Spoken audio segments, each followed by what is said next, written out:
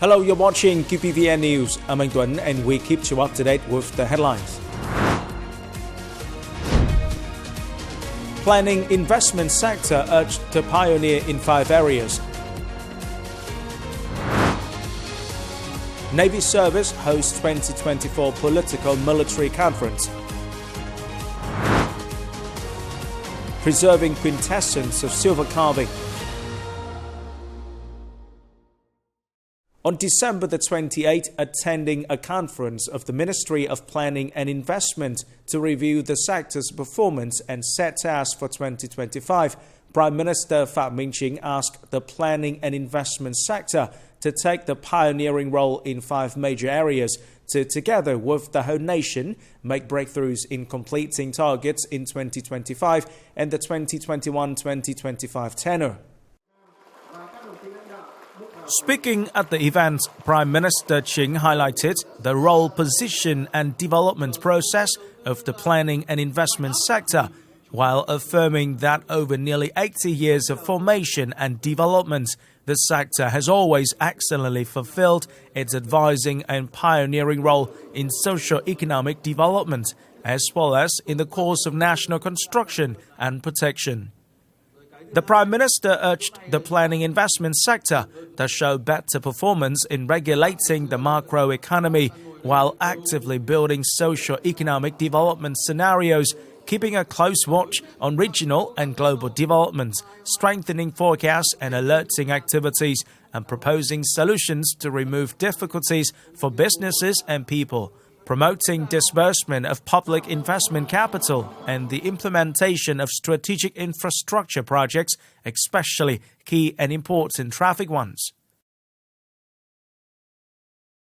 On December the 28th, 2024, Lieutenant General Phạm Trường Sơn, Deputy Chief of the General Staff of the Vietnam People's Army, attended and directed the 2024 Politico-Military Conference of the Navy Service.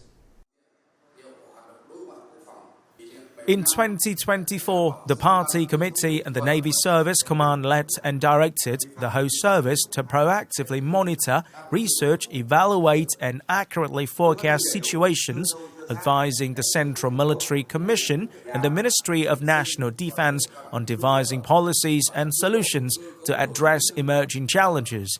The Navy swiftly responded to maritime incidents, ensuring effective and well-coordinated actions, preventing any arising situations without being surprised.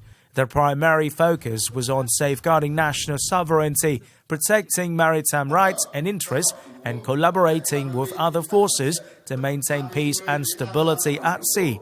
Naval units maintain high levels of combat readiness with personnel and equipment on standby, in accordance with established protocols. In addition, the Navy service successfully carried out 159 search and rescue missions, rescuing 13 fishing vessels and 191 fishermen. Lieutenant General Phạm Trường Sơn commended the achievements of the Navy service and urged the entire force to continuously innovate and improve training quality, combat readiness, the ability to manage and protect maritime sovereignty and fishing grounds, while implementing timely search and rescue operations and ensuring safety for economic activities at sea. On December the 28th, the Chinese Navy fleet, including destroyer 173 and landing ship 999, docked at Tiên Sa Port, starting a visit to Da Nang City from December the 28th to the 31st, 2024. During the visit, the fleet's command group will pay courtesy visits on the leaders of the Naval Region 3.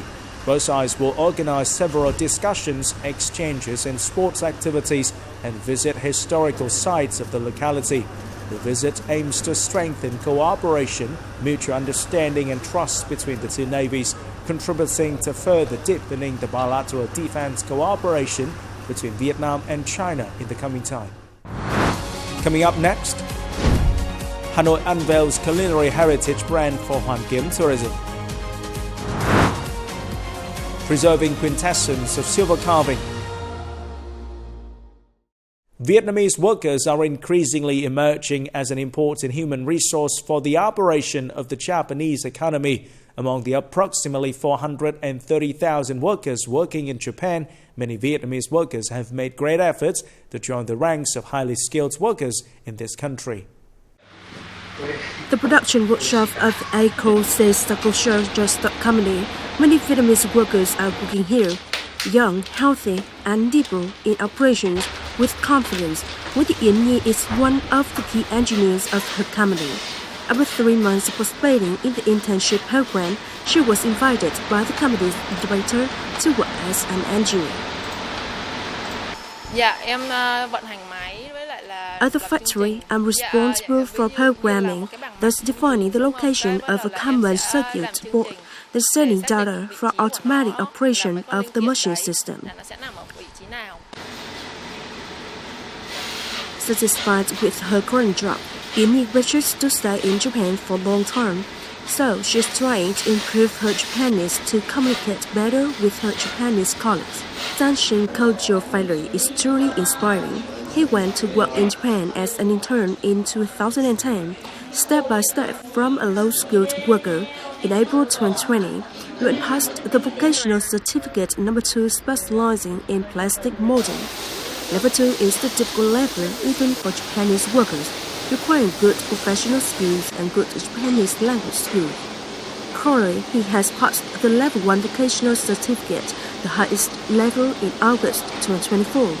With N1 certificate, Reup can take on the role of foreman in the plastic molding industry in Japan.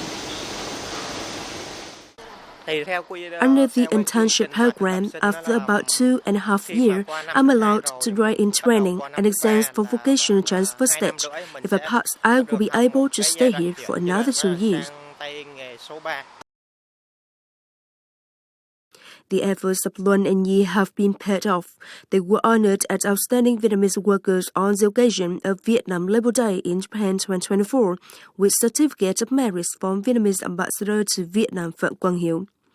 Following data from the Japanese Ministry of Justice, along with 200,000 technical interns currently working in Japan, over 50% of Vietnamese workers here are highly skilled, including 130,000 workers in the specific skills category and about 100,000 ones working in the technical, humanities, and international business categories. This figure shows the qualitative development of the Vietnamese workforce in Japan, with a structural shift from the majority of low-skilled workers to a more even distribution between lowly skilled workers, highly skilled workers, and other groups.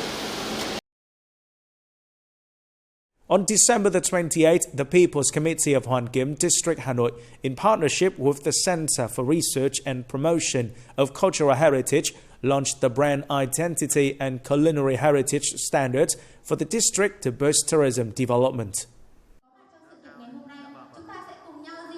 Through the project, development and promotion of culinary heritage in Hoàn Kiếm District to serve tourism development by 2025 with a vision to 2030, the chairman of the Hoàn Kiếm District People's Committee unveiled the brand identity package, which includes a logo, slogan, and a map of the district's culinary heritage.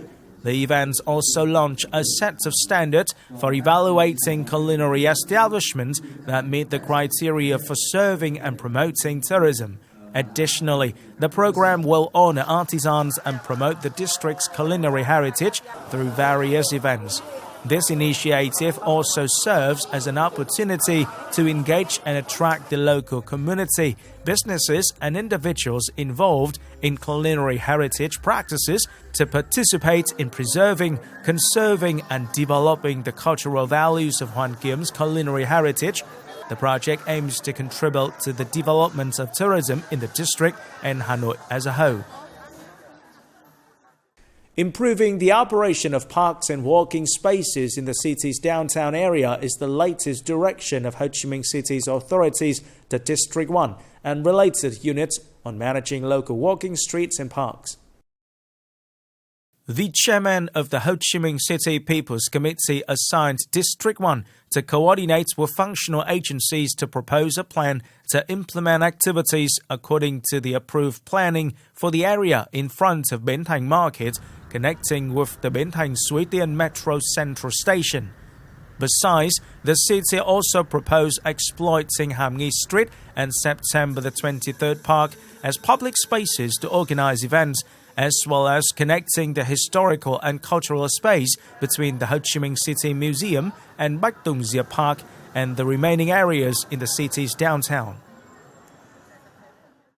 With a history of nearly 6 centuries, Dong Sum Silver Carving Village in Hồng Thái Commune, Kiến Sương District, has become a symbol of the traditional craft village of Thái Bình Province, with sophisticated and skillful features in every line and pattern that are rarely found anywhere else.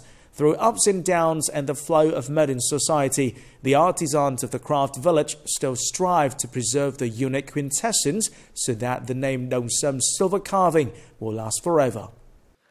Artisan Ding Quang Thang is the 4th generation in a family with a tradition of silver carving in Hồng Thái Commune. After years of joining the youth volunteer force and doing military service, Thang returned to his hometown to maintain his forefather's traditional craft with all his heart and love for silver carving. There are customers who like the quintessence of handmade products. Merchants cannot completely replace human and who will maintain this traditional craft by passing it down to the next generation. To make a complete silver carving product, it takes 10 different stages. The carving is the most difficult technique, determining the sophistication of the product. We're hoping to open vocational training classes to attract workers and students to maintain the traditional craft. Hồng Thái Commune has nearly 160 production groups, creating stable jobs for over 2,000 workers.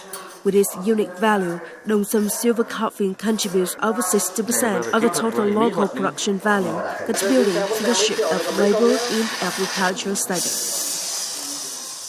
To maintain and sustainably develop craft villages, we create a legal corridor and land funds for craft villages to produce and introduce products. We also create conditions for groups of workers to access loans to develop their production. In 2010, Dong Sum Silver Carving Village was recognized by the Vietnam Craft Village Association as one of the 12 typical craft villages nationwide. Today, the silver carving craft has developed into a commodity production area, spreading to neighboring localities, attracting thousands of young workers and training many good goldsmiths for provinces and cities nationwide. This is the end of the QPVN News today. Remember to watch our news again at qpvn.vn. Thank you for watching and goodbye for now.